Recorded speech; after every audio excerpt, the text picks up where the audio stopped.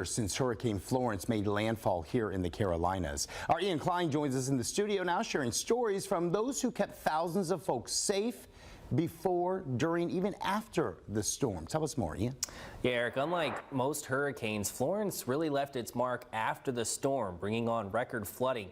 Chief Meteorologist Jamie Arnold and Assistant Horry County Administrator of Public Safety Randy Webster look back on the impact this storm had on our community 5 years ago.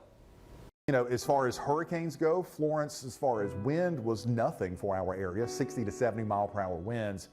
It was just the rain. Things were trickling in about people on their rooftop in Mullins, people being airlifted out of their houses in Nichols. I had friends that were calling me who had friends there or family there in parts of interior Horry County saying the water's already higher than we've ever seen it. And that just continued for the next couple of days. We didn't know how bad it was going to be days later. You know, we were trying our best to sort that out with the best river forecasters we could get. All of a sudden we saw the rest of it coming. We saw the damage that was unfolding. It was horrible. It was just the rain that did everything. Loris, during Hurricane Florence, set the state record for the most amount of rainfall ever dropped from a tropical system with just over 2 feet. And that, of course, led to the river flooding that developed in the weeks following Florence. It was a full 2 weeks later, almost 3 weeks, before all of that water finally made it down the Waccamaw River. And of course, we ended up smashing the previous records on the Waccamaw with the flooding that was just really unprecedented and historic. We didn't know what it was going to look like. Once it got there, we saw where it was going to crest. We saw the damage that was unfolding.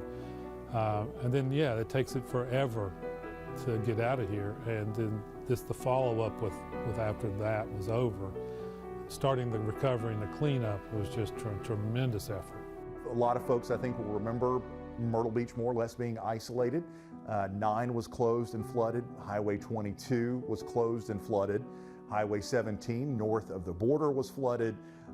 There was a period of time where Highway 17 going south towards Georgetown was going to close because of floodwaters. And then, of course, Highway 501. We were down to one lane, giant sandbags lining 501 to try to keep the Waccamaw back so that Myrtle Beach wouldn't become completely isolated. And it was taking people 3 and 4 hours to go back and forth from Myrtle Beach to Conway. And we were really about that close to becoming completely isolated thanks to the flooding from Florence. For Horry County and the Waccamaw River, of course, it was heartbreaking because just 2 years prior, we had set the record from flooding on the Waccamaw thanks to Hurricane Matthew. And then here 2 years later comes Hurricane Florence, and not only did we break that record from Matthew, but we broke it by an astonishing 4 more feet, 4 feet higher than the devastating flooding that we had for Matthew. And we ended up with water in places and flooding in places that had never flooded before in history. That gives you an idea of just the magnitude of the flooding and the severity of the flooding that Florence brought. It was the storm that changed a lot of how we do things in Horry County in terms of dealing with tropical systems and responding to those issues, responding to the flooding. Now, don't forget, we have all the resources you need leading up to, during, and after any of the storms during this hurricane season. It's all on our website, WMBFnews.com. Just click on the Hurricane Center tab at the top of our homepage.